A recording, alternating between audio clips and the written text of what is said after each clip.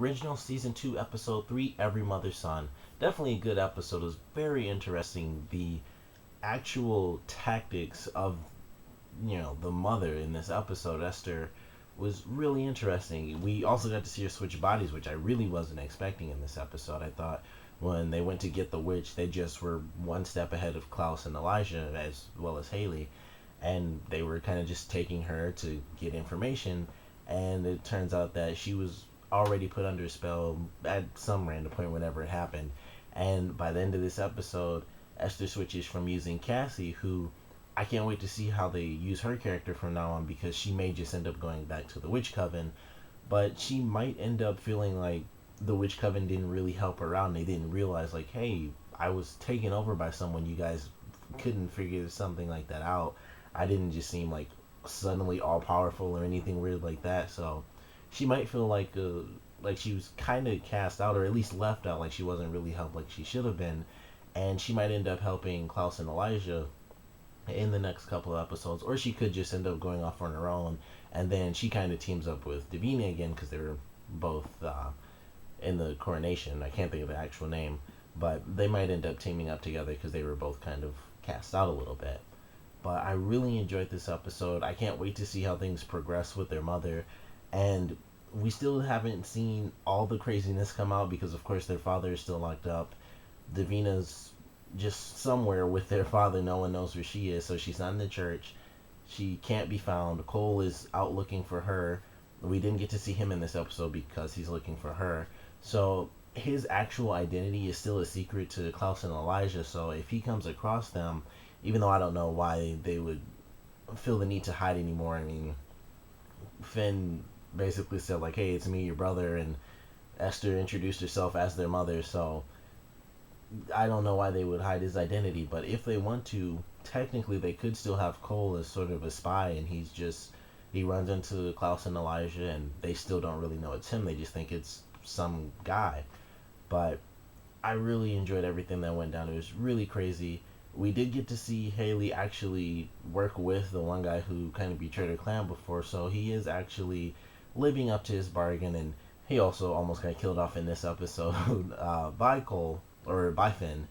And just a lot of stuff that happened was just really, really good. We got to see Finn actually use magic several different times in this episode, and he's good at it. He wasn't a witch before, but he's pretty accustomed to it now. He's able to, the way that he does it, I find it very interesting, because typically it's just like, flick of the hand or something like that, or they just, you hold your hand up and it stops someone. But he has like a specific, I guess, gesture when he causes people pain, and it's just interesting. It's not just the typical stuff we see, and he just does that, and it's hurting people. So I actually enjoyed that, because it was so specific to his character, because we've never seen anyone just do this specifically, because it's such a move. Like, it's so simple to do this, like you have some crumbs on your fingers and you just wiping them off, but to see that used as a spell is very interesting to me. So I actually thought that was kind of cool, and I actually want to see him do that a lot more, even though it's really simple. It's kind of the same spell everyone else uses to stop Klaus. It's just, it causes him pain, I'm gonna stop him, or it stops a werewolf. It, do the same type of spell. He just has that specific gesture. So I enjoyed that. We got to see Elijah really work with the new vampire that Marcel has, and he teaches her a lesson, or he at least agrees to teach her a lesson by the end of this episode. He really didn't give a crap in the beginning, and he kind of helps her out. He goes through the whole emotional process and them having excessively heightened senses, and how she can't play music anymore because it's just so different. When she's a vampire, things feel different and sound different. It's not the same. So he's gonna help her learn through music, and then I have to assume that that's gonna just transfer into everything else about being a vampire, because he really just left her out on her own in this episode. It's like, compulsion, and then I'm out, and he just left her to do her own thing. So he's gonna work with her, and then that'll eventually lead to working with everyone else that Marcel has kind of recruited. And I have to assume that those are all the people he recruited by the end of this episode, at least some of them, because one guy was biting a woman, so that guy was the vampire, and she was just kind of compelled and brought into the party for food. But it was a big party, so he's got people that have come in. He's recruited a nice size of people, but I thought this was a really good episode that's gonna lead to a lot more craziness because Esther kind of knows everything that's going on outside of the fact that Michael is actually alive, and that's really it. Because she knows about Marcel and his people, she's gonna take them out. She's gonna do everything she can to destroy Klaus, Haley, and Elijah. And her plan is just really interesting because it's not just I want to kill these guys because I hate them now.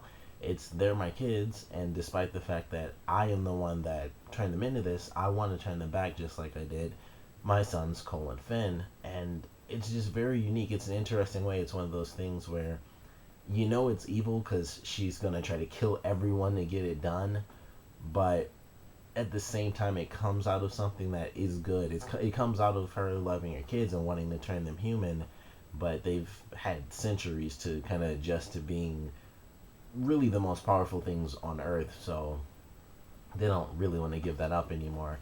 So I really enjoyed that. I thought it was really cool.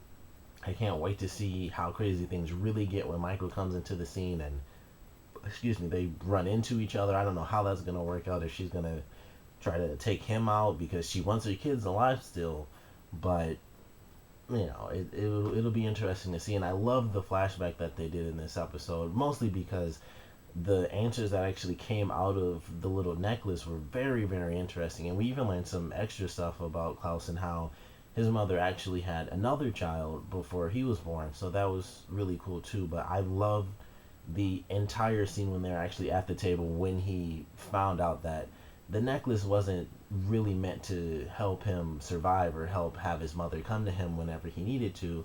It was to make him weak. And I thought it was just really well done how they actually wrote that scene out, because the one thing he thought was protecting him, really, like whenever I need help or I need my mother, because of course I'm gonna call my father, so whenever I need my mother, I just hold on to this necklace and she'll come to me and I'll have the help that I need. And the entire time it was really just to make him weaker.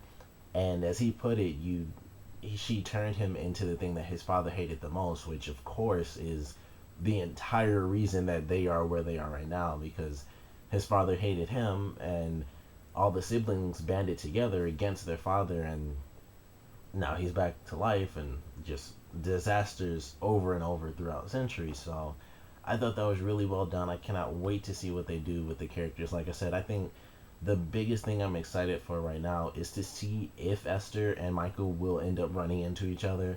He won't know it's Esther, of course, because she's in a different witch's body, but she'll know it's him. And like I said, I don't know if she's going to reveal herself to him, if she wants to, if she doesn't, because even though she wants to kill everyone around her children, she doesn't really want her children to die. She wants them to be released from immortality. So I can't wait to see how they do things. But it was a great episode as far as I'm concerned. Of course, comment below, let me know what you guys thought about it, your favorite parts, your least favorite parts.